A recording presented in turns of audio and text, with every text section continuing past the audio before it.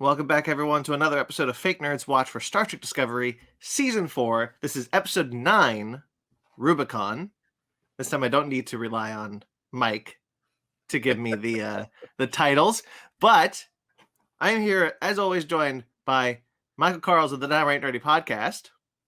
And joining us again, for the first time in far too long, is Cookie from Just a Little Podcast.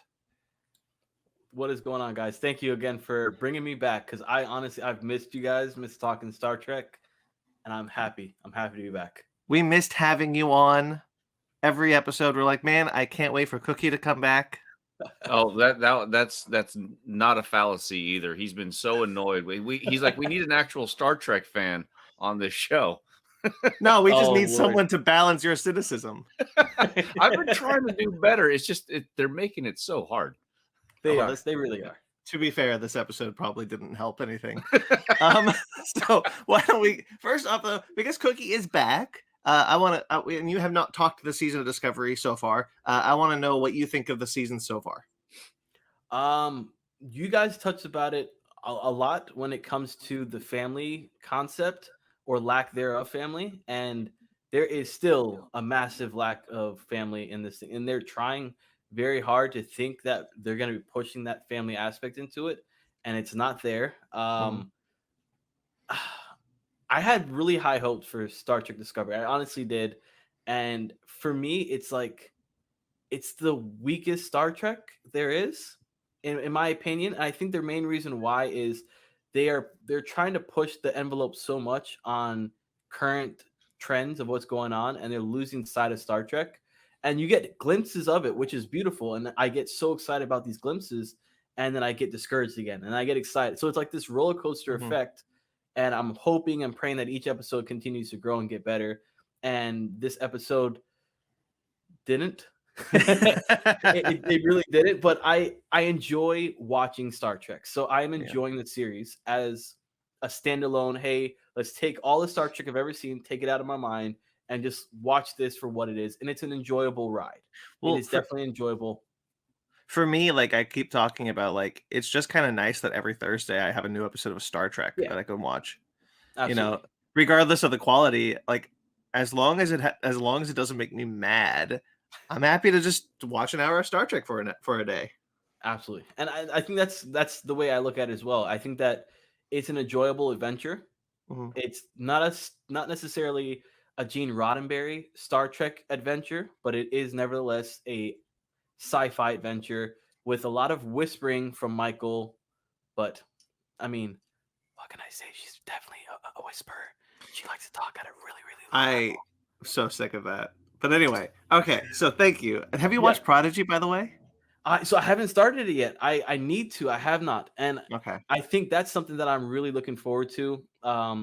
Maybe they're gonna dull it down for kids, and maybe that's what I need. Is I need something to be dulled down for me so that it gets back to the Star Trek feel. How do you guys feel about it? Well, Mike has only seen the first episode. He hasn't seen past that. Okay. To be honest, I don't really actually even remember it. It was so long ago. I did like the show as it went further. One of the things that I noticed though is that specifically there was an interview that dropped after Star Trek Prodigy ended its first 10 episodes, and it was talking about like Star Trek Prodigy's place in canon and what it means for like the revelations of what it of that mid-season finale did and things like that. And what I noticed is that whenever I hear Star Trek live action people talk about Star Trek, it's always kind of in these platitudes of like, you know, Star Trek is about this and Star Trek is about this. It's all like generalities. They speak in a ton of generalities. They never really go into anything specific. That's fine. That's been the case for decades. Yeah, absolutely. But the animated people like Mike, whatever his name is, from Lower Decks and the showrunner for Prodigy, like they go into specifics. Like they're like, oh yeah, in this episode that happened in this episode, though, like this character did, and like they're like us. They're Trekkies. They're absolutely they're Trekkies by like the. It's like if we were given a Star Trek show to run, and it's wild to hear that disconnect talk about like you know, there's this the animated people clearly are like the people who grew up watching Star Trek, watching the Roddenberry era, the Braga era, constantly like dissecting it, and it's wild to see that on that side. Isn't it a shame that they don't give animated shows as much credence and leniency as they do with live action? I mean, I understand there's a lot more, I guess, financial risk with live action, so they kind of need to do other things. But it's like, man, I totally wish that they would just let some of the animated creators and showrunners just kind of just go off and enjoy. You've Like the only stumbled, time we've really actually seen that was like Mandalorian with Star Wars, with Jon Favreau and Dave Filoni kind of just going off doing their thing. and then he screwed up with Book of Boba Fett. Anyway, don't By mean the to way, talk about. I as a fanatic Star Wars fan, I haven't seen the last episode. I'm gonna try to watch it today, so no spoilers on that for me. I won't. Okay. I will Well, only I say can tell you, it's not going to end like Discovery does every episode, where it should just freeze frame and then have the theme song for Curb Your Enthusiasm play. Well, at the no, end of real every quickly. episode. I do want to plug. I do want to plug because you brought up Book of Boba Fett. Well, actually, I did, but like whatever. There is a Fake Nerds Watch special of Book of Boba Fett on this channel that you can check out now. It is basically 2 hours of me being very, very angry about how that show turned out. So check it out if you want to see me be angry. Hey, I'm going to plug Cookie too, because he's too modest to do it himself. He has his own Patreon and he talks about Book of Boba Fett every week. There you Thank you, go. sir. I appreciate it. We'll link that below as well. Sounds good. What were we talking about? All right. So actually, Mike, you strangely enough stumbled onto an issue that the animation guild and animation people are talking about right now. They're kind of trying to bring awareness to the fact that like they do the same job, but they get paid less. And so like there's a lot of like stigma with animation. You see it all the time when like voice actors are being recast with major live action stars. You know, there's a lot of this pushback going back and forth of like, you know, we shouldn't be seen like this. We're an anime. We are an art form. We are just as valid as our live action counterparts, if not more so. Like, you know, I mean, I get that, but I mean, at the same time, though, I mean, it's more of a supply and demand kind of issue, right? I mean, there's way more demand for live action than there is for animation, For sure. right? So, I mean, it's me personally, I don't see any issue with the live action people getting paid more. I just wish that the creators would have the same, right? The investors would have the same, I guess, faith in these showrunners as they would with the animated series. Sure. Just so it can get some better story. Do you think that could be because a lot more people tend to watch live action versus animation? Oh yeah, And, 100%. I mean, I think If that, that's I the mean, case, then they're like, for the "Hey, most you part, guys-" animation has percentage wise been more of a kids directed type of program, where Mhm. only recently, probably in the past 15 years, have you really seen certain animated shows like branch off and be more adult themed, like, you know, Simpsons. It started with the Simpsons, I think, and Yeah. you know, went to Family Guy and South Park and all that stuff. And then I wouldn't say it started with Simpsons. maybe 'cause it didn't just- start with it, but Well, no, I I mean, don't you wanna understand make what that- I'm saying, though, right? Yeah, Like the I first definitely big get what you're mainstream saying. stuff. I definitely get what you're saying. I don't think it's.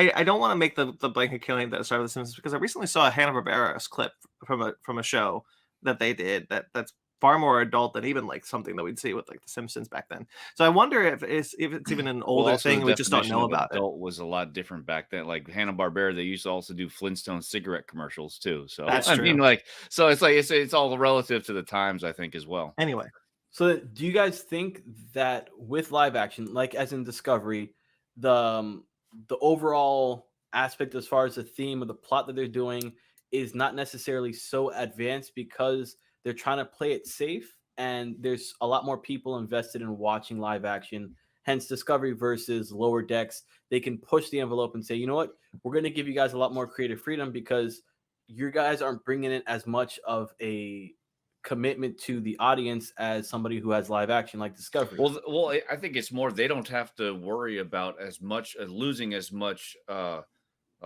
their investment if they do decide to shoot for the stars in animation as opposed to live action because it's just so much more expensive. I don't think it's necessarily that though. I think it has to do with Kurtzman.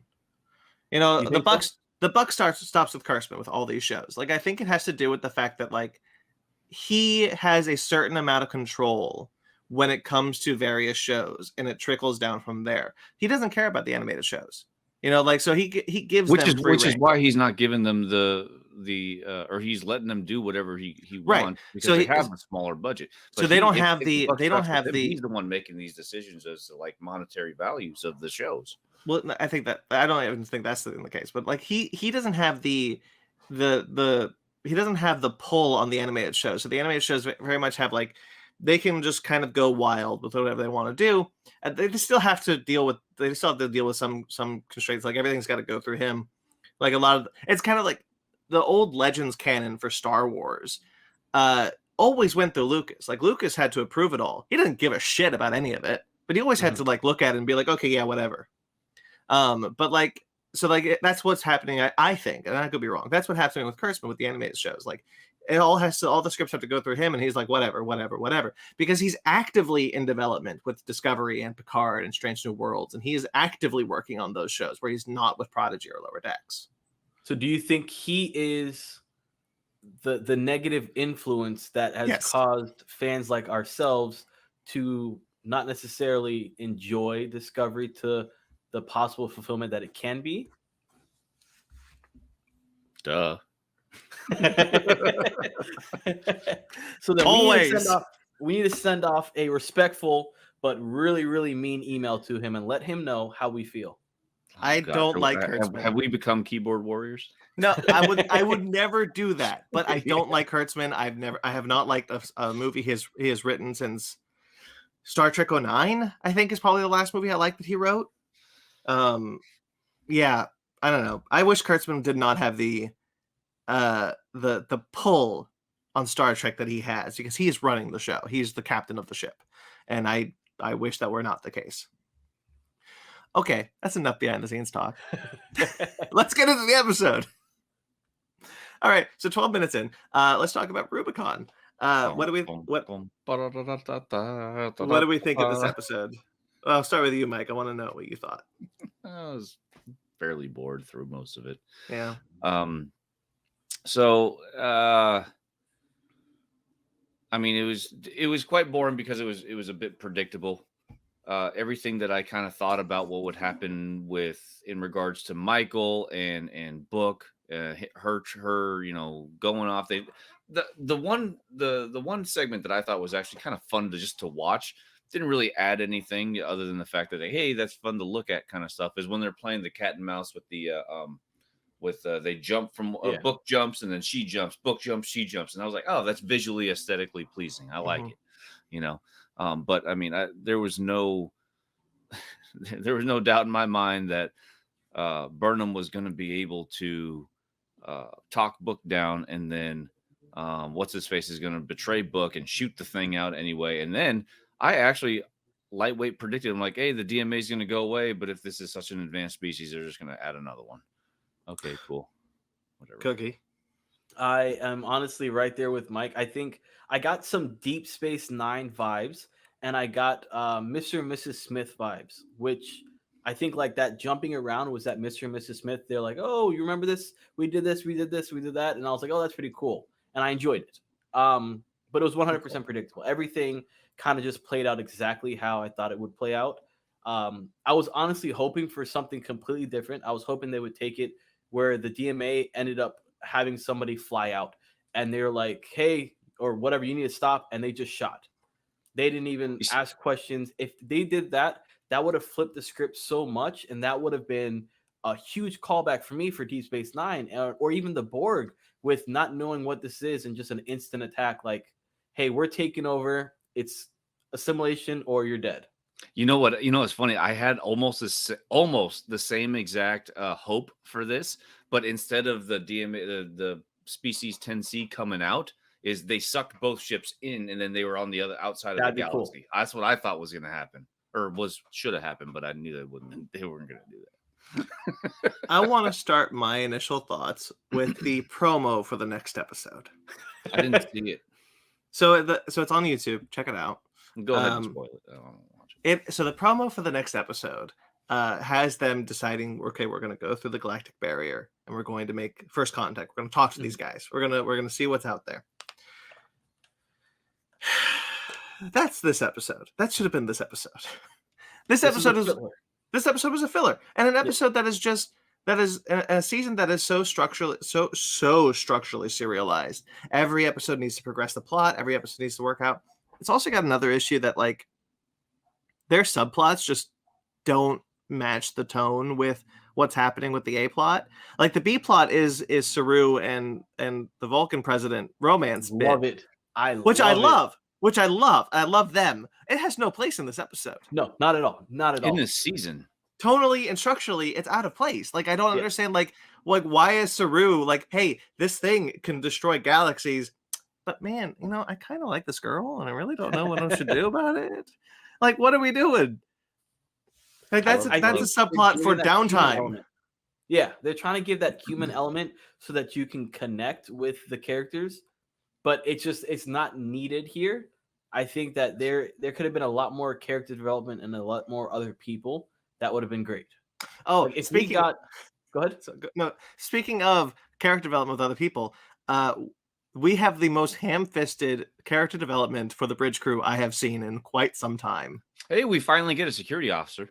Yes. Okay, we know who the security officer is. We know who the security officer is. Which one is it? The chick with the No, not her. Not her. On Discovery, we know that the chief of security. Oh, what's her name? The one with the dreads. No, not her either. The one that just came that had to stop Burnham, right? Maybe we don't know who this is. Is that no, it's the Asian guy, right? No. He's the tactical officer. He's the tactical officer of Discovery. He's like, hey, here's the thing. Fire this thing. If you say so. He seemed too unsure about life to be a tactical officer. The weirdest thing about this episode to me is that they're like, hey, you know what? I'm glad. First off, let me just say, I'm glad that Discovery is attempting to do the legwork of branching out the bridge group, who cannot act for shit. But like when the two of them, when the Asian guy and the other guy are bickering about the different sides of this opinion, whether Book's right or whether Michael's right, I don't buy it at all, because like why did they choose this side? It's like the showrunners decided we need to pick someone to have this side, and it doesn't matter who, and it doesn't feel like it matters who, because at the end of the day it's dropped. You know, like no matter what your opinion, we're Starfleet, we got to do our duty, and then it's never brought up again. So it doesn't quite work, because there's actually nothing being progressed with the dialogue between those two characters. It's just to kind of give them some. It's just kind of there to give them some lines of dialogue, because the writers like the actors or whatever. Like it doesn't do anything. Like the tactical officer is not leaving Discovery to work with Book, right? That's not how this episode is going to end, and it's not how the next episode is going to end, or the next one. Like it's just. He's just like, yeah, okay, I'm Starfleet to do my job, blah, blah, blah. What was the point? The point was, at the end of it, when he fell backwards, like when they finally made it out of what's called the ship, they did their Predator handshake. Yeah. And for me, I was like, we got a Predator handshake. I'm good. Just yeah, buddy, I'm here with you. I'm supporting you. That's the only reason why they put that in there. That's the only reason, is to get a Predator handshake. It's stupid. I literally forgot about everything you just talked about. Did you watch the episode, Mike? I might as well not have, because it was just completely just. The only parts that I actually remember are the major quote unquote plot points of Michael and Book and Tarka. That's it. It's funny that like, as soon as Cookie shows up, all of a sudden Mike's cynicism just like, I'm back, baby. I'm just gonna trash the show. But I will. Cookie's with me. I know, we're all with you. Cookie's with me.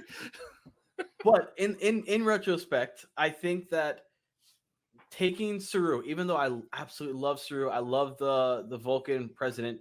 If they took that period out and literally just threw it away and said, let's do some character development on the Asian dude, the other guy, and give them a reason on why they're choosing a side, I think that would have been so much more beneficial for the plot, the subplot of, hey, Book feels this way, but Michael feels this way, and this is why this person is right and this is why this person is wrong.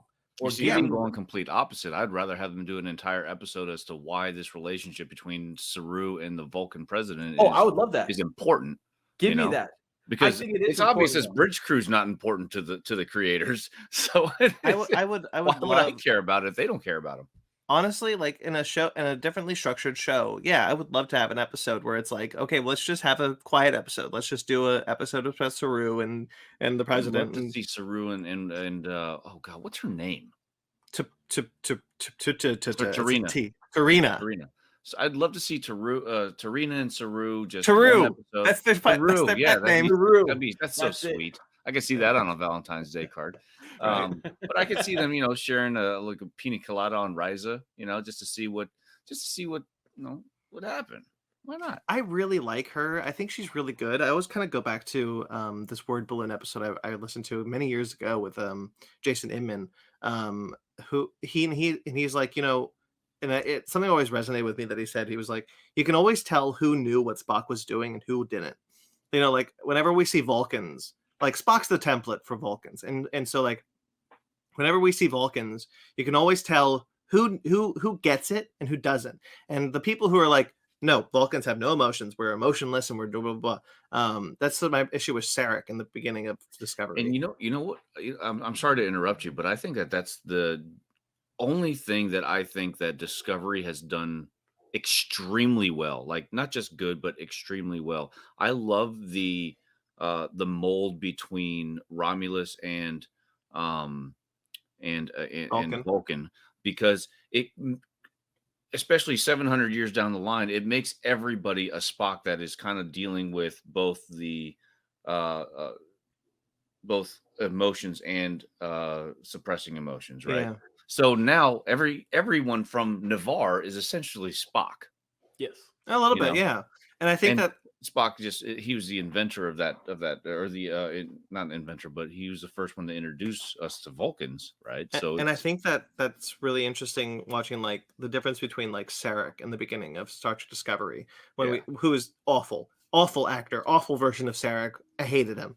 And he's just like, I'm emotionally cold. There's no emotions. I have no emotions. I am a Vulcan. Vulcans have no emotions. But that's not how Leonard Nimoy played it. Leonard Nimoy played it with someone who was actively suppressing his emotions. Admittedly, he's also half human, right? Half And human, admittedly, that was the case. But like that was the template for Vulcans, is that they don't have them. It's not that they don't have emotions. It's that they're constantly suppressing them. And some are better than others. It's like if you're half human, it's worse. So like when we see like T'Pol, who's a very good Vulcan, she's constantly suppressing her emotions.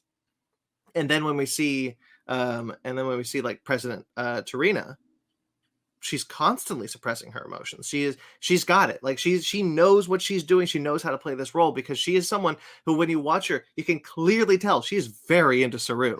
Oh yeah, she is. But she's not playing a Vulcan with emotions. She's still playing a Vulcan. Well, she's not technically Vulcan. She's Navarran now. She's but she's still a Vulcan. She could be a product of both races at some point. We don't know her. So that is lineage, right? So that is also a good question that you bring up. And like one of the things I like doing the show with you guys is that oftentimes we talk about like what the 32nd century could look like, and what we want to see them go into. I would like to see. In my eyes, I assume that both Vulcan and Romulus they've been able to, if they have a stable government 700 years, I would assume that their citizens are also intertwined as well. Well, they clearly don't have a stable government, because we learned that a couple of episodes ago.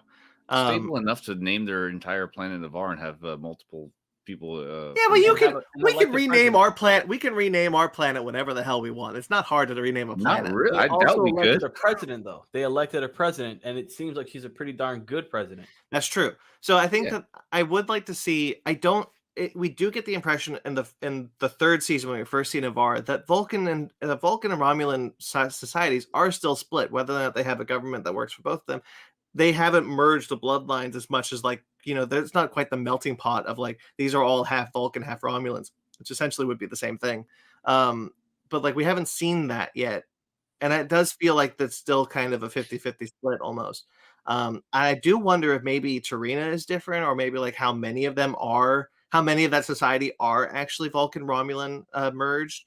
How many Vulcans decided to be like, no, I want to be a Romulan. I want to have emotions. How many Romulans said that they want to do the Vulcan thing?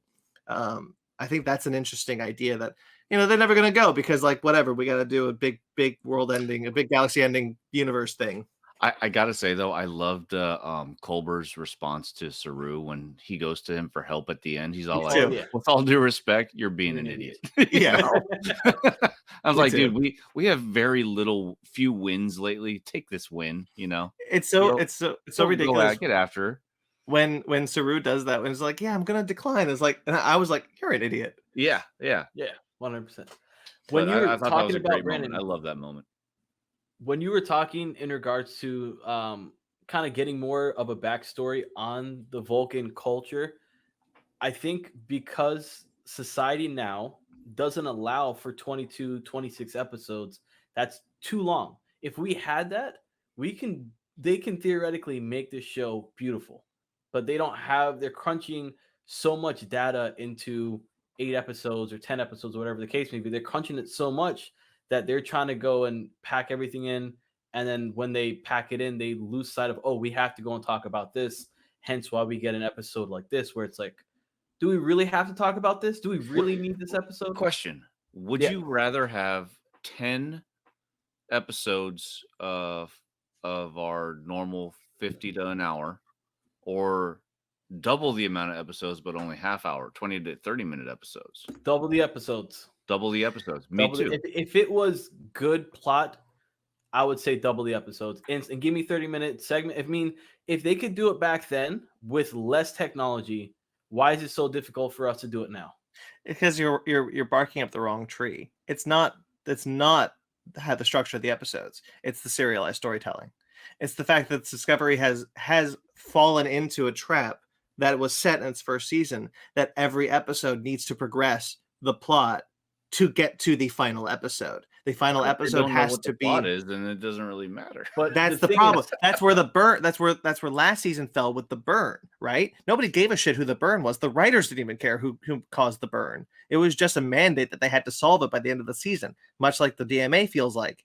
So it's not necessarily that they don't have the space, because they do. If they don't want to serialize the show, they should just do it, and we can get all these hour-long episodes that would just be character focused, that would just be in service for a larger plot or whatever. But instead, we're getting every episode needs to be in service of where that final episode needs to end, making it seem like making the same issue that the Marvel shows do. I can agree with you on something. Let me see if I can find this real quick. Of course, then the shows like Peacemaker that do it so beautifully, and whatever, right? What Still do I need know? to watch it. Oh boy, do you? Okay. I know. It's really good, by the way. All right. Deep Space Nine is 100% episodic. Yes. And the first season had 20 episodes. The second season, 26. Third, 26. Fourth, 26. Fifth. Needless to say, all these seasons were all episodic, leading to one giant problem, leading to one giant plot. Yeah. And well, to be fair, to say 100% episodic is a bit wrong, because like true. The last 3 seasons are serialized, but they're still episodically serialized, right? That was the balance they struck back then. That was like X-Files. Like, we still have the episodic episodes, but we are still building to the final conflict of what the series is. Mm-hmm. I miss X-Files. I'm hearing like the like music playing in my background. Yeah. I think you got to get that checked then. You're going you insane. Like X-Files? No, I never watched it. Oh, okay. Oh. Yeah, I watched it with my dad growing up as a kid. It was, but if Cookie's, it's more nostalgia for me. I think. Cookie's hearing music, but we might want to check that out. It's just because I like Mike. It's something that was ingrained in my childhood. Sure. So like skipping school, whatever. X-Files was on TV, so you couldn't help but watch Judge Judy and X-Files. So anyway, I do think that wait, did you say Judge Judy and X-Files? Yeah. You watched Judge Judy regularly? That was like a thing you did? I skipped a lot of school. I know a lot of women in their 70s who love Judge Judy. Okay. Me too. I didn't expect this to come from Cookie. She's a great woman. Wild. I thought that was sorry. You threw me because I was like, yeah, okay, X-Files. Like I would watch came out of Digimon. nowhere, huh? Just Judge Judy. Wow. All right. I mean, look, I used to watch. Did you guys ever watch the Sir Arthur Conan Doyle The Lost World series that was on TNT just before No. Lois and Clark? I used to watch Lois and Clark though. Yeah, I watched Lois and Clark. I don't recall the Lost City or Lost World. The Lost World. So it was based off the Sir Arthur Conan Doyle book. It only lasted 3 seasons. I don't care. I'm going to diverge into this for a second. So I used to wake up 6 o'clock in the morning every morning. I didn't have to go to school till 8, but I knew that 6 o'clock in the morning, The Lost World was on, and I wanted to watch that show. That was when it was syndicated. It was on TNT, and so I would watch it. And I really liked that show. I have the seasons now. And there was this. It had this great cast of characters and some really over the top acting, and it was set on this like. It was the 1930s, but they were on this dinosaur world, right? They're stuck on this plateau that has dinosaurs and like lizard men and like a native woman who's just the most gorgeous woman I've ever seen in my life. And then like and so like there would be like romance and then like characters would like die. And so like one day one character died and I was like, oh my God, what happened to this character? And then he shows up again on this blimp that is stuck in a time loop. And so like the pilot of the blimp was like, okay, I'm going to get out of this time loop, but I gotta make these people get onto this blimp, so they're the ones who crash, and so I can escape. And so like they crash, and so like the cliffhanger episode was that they crashed and they all died. And I was like, oh my God, what's the next episode? And so I would wake up the next morning. I've seen this. I saw this episode 5 times, and every time I would wake up for the next morning, and it would not play the next episode. It would not play the next part. That would break my heart. It took me 15 years before I saw part 2. Oh, that's really that long? Really, that's all. I had to buy the DVDs before I got to see part 2. Oh, that sucked. I'm sorry. It was hell. It was hell every time. Like, I know they get out of it. I've seen later seasons. What the hell happened? So then, all right, to kind of trail off of that, if Star Trek Discovery ended right now with not knowing what's on the other side of the DMA or what's on the other side, what the species actually is, and if they make a true final first contact and if it's good or not, would you guys be upset if it just ended right now? If the next week's episode didn't, are we still getting Strange New Worlds? We still are, but just it doesn't necessarily correlate because you're having 2 different timelines. Then yeah, I wouldn't care. You wouldn't care, right? So if it stopped right now, you'd be like, all right, it is what it is. I've thought about this a lot throughout the entire series of Discovery. Like, if it were to stop right now and I never got to, get that satisfaction of knowing what happens next, would I care that much? And the answer is almost always no. And I think that just speaks to the quality of the show for me, what it does to me. Right. The thing is, like, they always start with these interesting plot lines. Like, I do think the first episode was good, and I think there's some good episodes before the the mid-season break. And like, I'm watching this plot line develop. I like the idea of the DMA. I like the idea of it's a species from beyond our galaxy. I love the idea of going back to explore that aspect of Star Trek, which we haven't in a very long time. I really like the idea that it's mining equipment. It's not a weapon. It's it's mining equipment, and they're so powerful that their mining equipment to us seems like a weapon. Like, that's the kind of misunderstanding that I love to see in Star Trek stories. But the pace that Star Trek Discovery is forced to shell out the information of the plot, it just gets to the point where I just don't care anymore, because like I keep going back to like, this episode specifically was like, this episode and the last episode could have just been one episode. Like, why did they need to be 2 episodes? It didn't. It needed to be 2 episodes because you got 13 episodes ordered, not 10. Right? And so like you can do this and you have both plot lines kind of condensed to one. But at the end of the day, it doesn't matter because, well, there's just another DMA. Mm-hmm. Like, who cares? So like, and I get that they're making this whole thing of like, oh, whether we like it or not, we made first contact. And I was like, great. What was the point?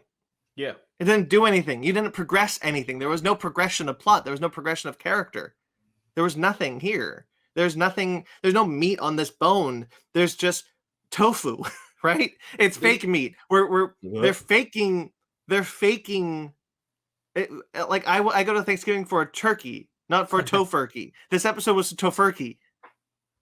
I can hear you. Yeah, and I think you're 100% You totally just offended Cookie. He eats tofu every day. I'm sorry. I love tofu. I love tofu. I do not.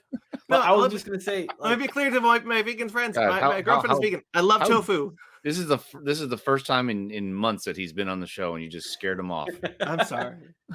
I was just gonna say, like, I think since we find out this is mining equipment for them, all they had to do was figure out why they're mining. If they added that in there of, hey, okay, this is mining equipment, why are they actually mining this, and why can't they get it from where they're from? If they had established that in these 2 episodes, it would have given it purpose. Well, we know what they're mining, we just don't, and we don't know what they're mining, but we don't know why, right? Yeah. So there's an interesting theory. So I was watching Trek Culture's Ups and Downs for Star Trek Discovery. They're pretty cool. I like this guy, Sean Farrick. I recommend if you guys haven't seen it. He brought up this theory that seems kind of plausible, but I don't know if it's something that Star Trek is willing to do. So you guys know about Omega, the Omega particle, right? Yeah. Mm-hmm. Everyone in Star Trek knows about the Omega particle. It's this thing that when Starfleet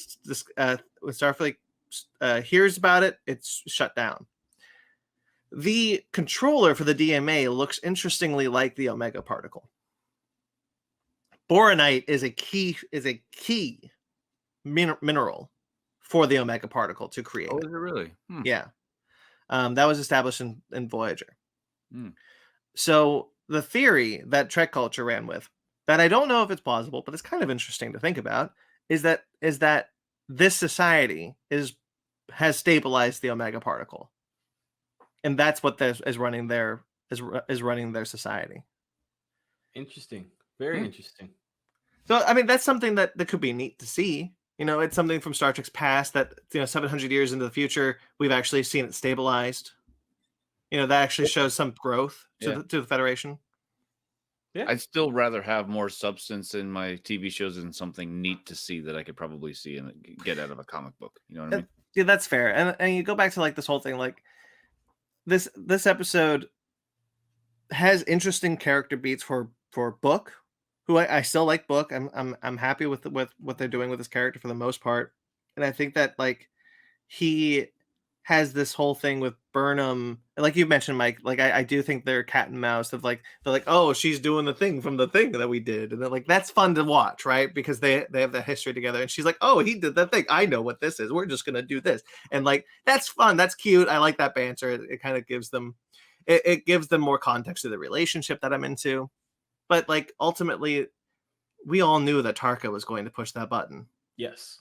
There was no outcome where that episode ended with Tarka not doing that. There are so many stereotypical, just cookie cutter tropes in this episode that I mean, it's just there was no mystery to what was going to happen. We have seen this in several iterations in several different types of media before. You know, I think exactly like Mike said. I think if they did something that wasn't expected, we would all be sitting here like that was a great episode. If they just let's not go too far. Okay, well, okay. This was it wouldn't be a filler episode if something didn't happen that we thought was going to happen. Yeah, and we all thought that he was going to press that button. We all knew that it was not going to work, or if it did work, it wasn't going to be anything substantial because this is a vastly improved species. The thing about like you can't have filler episodes when you have such short seasons, short seasons, right? We're not at that point. Like, go back to like I want to look at like good prestige shows, which honestly I think Discovery is better than like than other more modern prestige shows that we've been getting. And I don't mean to throw Marvel Studios under the bus, but I don't think those shows are structured very well. So compare this to some of the Marvel shows. This is better than Falcon and Winter Soldier. Oh yeah, 100%. I agree. Oh, I'm so sorry, Cookie, that I hurt you. No, Falcon and Winter Soldier was trash. It's pretty bad, dude. I'm sorry. Yeah. And Brandon, I think I remember like a lot of you guys loved Hawkeye, if I remember correctly. I liked Hawkeye. I didn't love enjoyed Hawkeye. it. I liked it. I was bored out of my mind. Yeah, See, I didn't like Vision you. and Wanda and Vision. I didn't like that. Oh, see, I always go back to WandaVision being like the good one. So I like the first half of WandaVision. The second half I hated. See, Okay. I didn't like the first half or the Oh, second really? half. Oh, that's funny. So here's my point. Let's use WandaVision. WandaVision is structured like a TV show, right? WandaVision is structured like a TV show because it's homaging a bunch of different TV shows. So it is still structured as a show. Whereas Falcon Winter Soldier is not. Falcon Winter Soldier is structured like a movie cut up into 6 pieces. Yes. And so and I think Hawkeye is the same way. Star Trek Discovery is still as filler as it is structured like a TV show. It's just their story that they have chosen to dedicate their entire season to is not strong enough to sustain 13 episodes. It's strong enough to sustain 5, which we've noticed. Yeah. But not 13. Then you look at like other shows, other prestige shows like Peacemaker or even Stranger Things when like that started the whole boom, Daredevil. Like those are TV shows. Those are structured like TV shows. Those have like we have said like this is how many episodes I need to tell this story. This is where all the act breaks are. These are all where the character beats end with each story. This is how each episode is structured and then informs the larger story. Star Trek Discovery is not doing that right now. They are killing time. And you can't do that when you have such short seasons. Yes, I agree. And Well, if you just lose your audience. And if you need to just kill time to get to where you want to go, cut down your episode number. You clearly don't need the space. You don't need 13 episodes. I've actually been thinking about this. Like I almost think Discovery would do better in a movie format than this. If they're just going to have one overarch, make a few, like instead of 4 seasons of stretching us out for all this stuff, make 4 movies of 2 hours long and throw it on Paramount Plus. Give it to J.J. Abrams. No. I mean, hey, there he goes. You can only go downhill from here, right? God, I think you found the worst idea possible. I think you did it. I think they're recasting Scotty. They're bringing in Nicolas Cage. So I don't want to talk to either of you anymore. And then I hear the bad guy is going to be played by Pauly Shore. So I just don't like you. Just don't like you. Pauly Shore out of it, you son of a biscuit. Yeah. Anyway. I don't know if a movie is the way to go. I just think 10 episodes. Like I'm necessarily. I'm being selfish. That way I don't have to watch as many. That's fair. I don't think Picard wasted. I don't remember, but I don't remember Picard wasting an episode. I didn't much care for the plot line of the season, but I don't think it wasted an episode getting to the ending. So I would almost argue that the one thing that I could probably label as a wasted episode is arguably my favorite episode is the most nostalgic one when he goes and meets Nepenthe. Yes, when they go meet Riker and them, right? Like I feel like that could have been But that informs Picard's character arc up until that point because he's now having to go back to basics and having that discussion is important to lead Picard into the next episode. Like that's the thing. Like those character going back to Discovery, because this is what the episode's about. Going back to Discovery, like if the 2 officers that were on that mission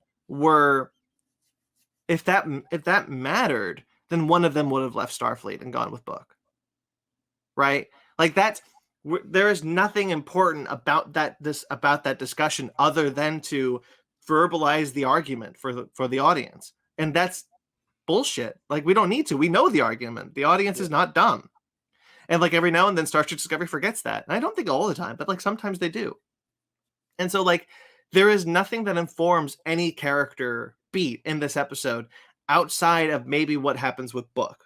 Now Book obviously has it probably has a character in the next episode where that is dealing with the fact that like he's been betrayed by Tarka. He's worried that Michael thinks he betrayed him. He doesn't know what to do anymore. He's like, we had this compromise and it's not working anymore. And so like, what are we going to do about that? Like that is interesting. I'm curious about where you can go in the next episode. But everyone else, there is no one in this episode, as far as like the bridge crew and Michael including, where this episode could inform their actions in the next episode. Because all we're doing in the next episode is going to do first contact, and we should have done that 2 episodes ago. Yeah. Yep. Like, what are we doing? Like, if it was... Well, you know what's going to happen is that they're just it's going to end in a cliffhanger where nothing is going to be resolved from this season, and just be like, hey, stay tuned for next season when we're going to do this. Now, in Discovery's defense, they are pretty good at ending a season with everything wrapped in a bow. I think they're going to rush it because we're so close to the end now. How many episodes we got? 3? No, 4. 4. Oh, actually, no, they got time. 4 hours. We got 4 episodes. Time. So we got 4 episodes to go. Do they actually have time though? If we've already wasted 2 episodes on nothing, do they actually have theoretically time they have time? Whether they're going to use that time wisely is up to them. True. That's the problem. That's right now they don't have time management. Yeah. And I think coming into the mid-season break, I was much more hot on Discovery. But now we've had 2 wasted episodes, and now I'm kind of like, okay, what are we doing here? This is the same bullshit you pulled with The Burn. The Burn was a shit storyline. It was a fine season, but The Burn is a shit storyline that even the writers have admitted they didn't care about. So, like, now are we doing the same thing? And if so, why don't you make a story that you actually care about? Yep. That you actually want to dedicate 13 episodes to? Like, what are we doing? Terrible. I wish that Discovery was better all the time. However, I do not think it's the worst Star Trek show. I still think that belongs to Picard season 1. Picard season 2 is not out yet, so I don't know if that will remain the case. That just because there's only 1 season of Picard and 4 seasons of Discovery, there's enough meat in Discovery to say that it's better than Picard at this point. Yeah. But, yeah. That's the only reason why I would also agree with that. Said, I'm more excited for Picard season 2 than I am for the ending of Discovery season 4. Wow. There's a lot of nostalgia in Picard, so maybe that's the biggest reason. Even then, like it feels very Star Trek. Like, we're time traveling around the sun. We're going back to the past to right a wrong. Q's in it, and he's doing his Q thing. And I'm like, Guinan's in it. I'm like, okay, at least this feels like I've watched a trailer for a show that deserved the name Star Trek. Yeah. And I guess we'll see how we feel about that when that show shows up in 2 weeks. Oh my God. Yeah. 2 weeks. Oh, geez. Wow. Yeah. We have one more episode of this, and then we got to double up. Yeah. Yeah, we do. All right. I don't know if I have anything else to add. I feel like I do, but I feel like it's just going to be reiterating whatever. I think we've covered it. Where's Tilly? I miss her. Screw you. I will be. What if she's the DMA? I will be perfectly honest with you. I've seen some comments about like, man, this show really went downhill when Tilly isn't there before, and I literally have said, I quite honestly haven't noticed she was gone. That's hilarious. That is I haven't. Funny. I haven't. She is gone from the crew. And... I'll be right. I'm sorry. Something came up. Okay. I'll be right back. Okay. Do we wait? No. Keep going. Well, we just ended the episode. Shit. I'm sorry. Yeah.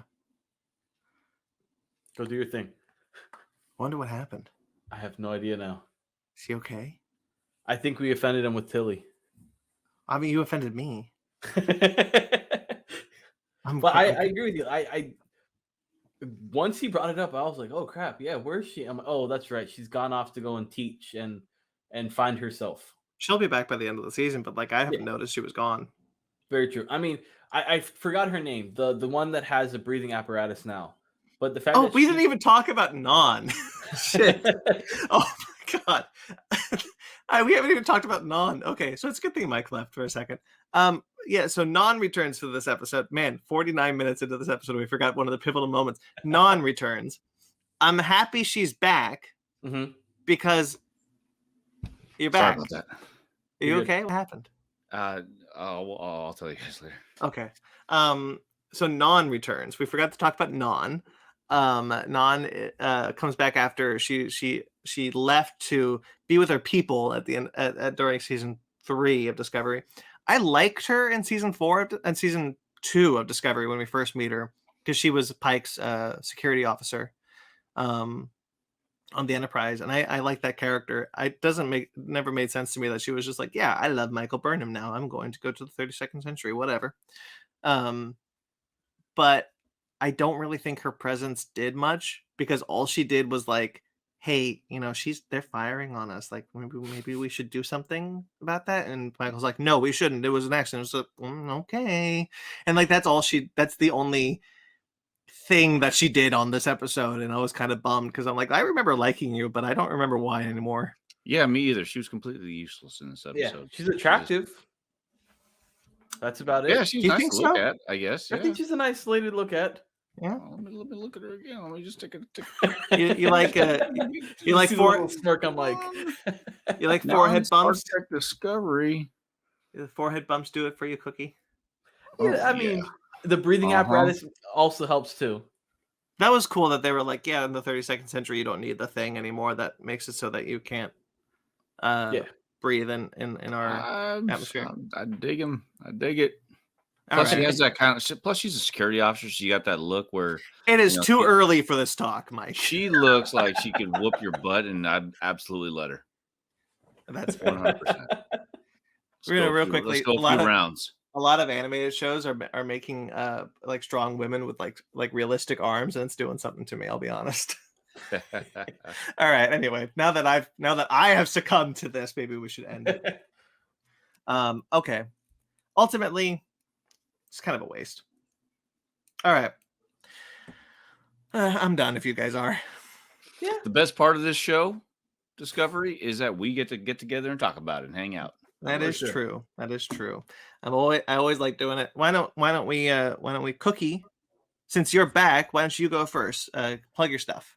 So yeah, Cookie Just Little Podcast. Every Tuesday I drop a new episode, unless I'm doing something crazy, which has been in the past. I started up a Patreon since last time we spoke, which has been a lot of fun. I have a weekly show where I've been reviewing, recapping, and rating the Book of Boba Fett each episode.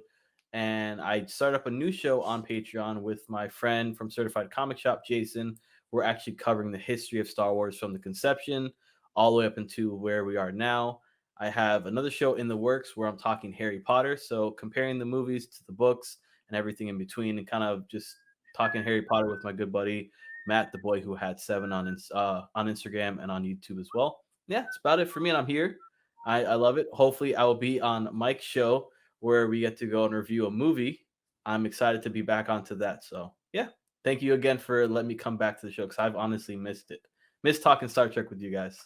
We missed having you on, Mike. Why don't you plug your stuff now? Yeah, I missed you too, Cookie. I really did. No, yeah, Mike from the Downright Nerdy Podcast. We're gonna be we've been back for 5-6 weeks now.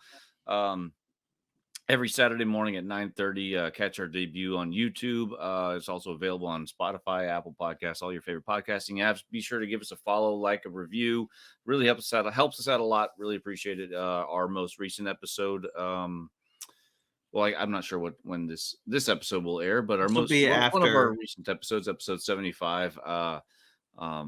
Me and Riley, we play a game where we pick superheroes that we think would be instrumental in helping us survive a zombie apocalypse and save humanity. Nice. You guys do Downright Annoyed too. Yeah, we do a movie review show called Downright Annoyed with Movies. Yeah, we'll flip-flop between my channel and Jackson from Born Annoyed's channel. Every week we spin a big old wheel and one of us gets to choose who picks the next movie we all got to watch and review. And this upcoming one is chosen by Ryan of the Fake Nerd Podcast. And he chose Walk Hard, a Dewey Cox story with John C. Reilly. And you guys aren't doing one when we recorded this be tomorrow, right? You're not doing one tomorrow. You're doing one next week. Exactly. Yeah. Okay. Okay, cool. So that's where you can find these fine gentlemen. Check them out. Find all their stuff, and of course, you can find me on the Fickner Podcast, family of podcasts. Look, we got a lot of stuff going on. Make sure to like this video. Make sure to subscribe to our channel. Check out all sorts of things, such as our other Fickner's Watch series. We just put up an episode. It was a special that was recapping the entirety of the Book of Boba Fett. Normally, when we do these kind of season-long recaps, we forget things. I don't think that was the case this time around. We pretty much covered everything from the Book of Boba Fett. And let me be honest, I didn't hate the show, but it made me very, very angry. So if you want to see me get very, very angry, watch that episode. And you can check out, of course, our other Star Trek Victor's Watches, which is, if you're watching this, probably what you're here for. There are more. We've done Lower Decks. We've done Picard. We've done more Star Trek Discoveries. So you can check out those, and upcoming will be Peacemaker. We're doing a season-long Peacemaker Victor's Watch that'll be up probably around the same time that this is up, so that probably is around. Go check it out. Of course, you can find Basement Arcade. Basement Arcade just put out another episode of Mortal Kombat X. We're going through the entirety of the Mortal Kombat X campaign, which has been a lot of fun. Basement Arcade Pause Menu, my friend and co-host Ben Magnet's podcast, just put up a new episode this week about video game. I don't watch it, Ben. I'm sorry. Video game console. There's someone who makes who repairs consoles. That's the one. There's someone who repairs consoles. Retro Zoe. Cool. And of course, you can check out, Animation Station and Fake Nerd Book Club. A conversation is starting to ramp up again. I'm starting to finally get that back going. I've reached out to my first guest, so fingers crossed I finally get that out soon. I also write for Screen Rant. No, it's not you. I'll get to you. Me, Michael. I was trying to do my best Michael Burnham. Oh, I see. I personally also write for Screen Rant. I write a lot of lists for Screen Rant. I think they're a lot of fun to write. Check them out. Just check them out. Look up my name on Screen Rant. I'm also going through on the Atomic Geekdom website 50 of what I believe are the most defining moments of the Infinity Saga, 2008-2019. So all the Marvel movies from then. I just put up a new one about a moment in the Avengers. I've been talking a lot about the Russo brothers movies, so I decided to talk about a Whedon movie. So you can check that out there, and that's it for now. I'm also the editor for Kaiju Ramen website, so if you guys like kaiju, you guys want to write for kaiju, hit me up. Of course, you can find me on BT McClure on Instagram and Twitter. You can find the Fake Nerd Podcast on all the social medias at Fake Nerd Podcast, on TeePublic, Patreon, our website, fakenerdpodcast.com, where you can find everything, all the links there. Cookie, where can people find you? Just a Little Podcast on Instagram, Just Podcasting on Twitter, and then patreon.com/justlittle-podcast. Mike, where can I find you? I'm real excited about this. Are you ready for this? You're going to be really excited about this too, Brandon. Are you ready for this? I'm ready. Find me at Downright Nerdy Podcast on Instagram and on Twitter. I fixed it at Downright_nerdy on the There Twitter. You go. Look at that. You did it. Okay. I still don't know how to really navigate that app, but I'll try to figure it out. It's funny because I know how to navigate that app more than I do Instagram. All right, anyway. Oh, there you go. All right, until next time we see us, which will probably be next week, live long and prosper.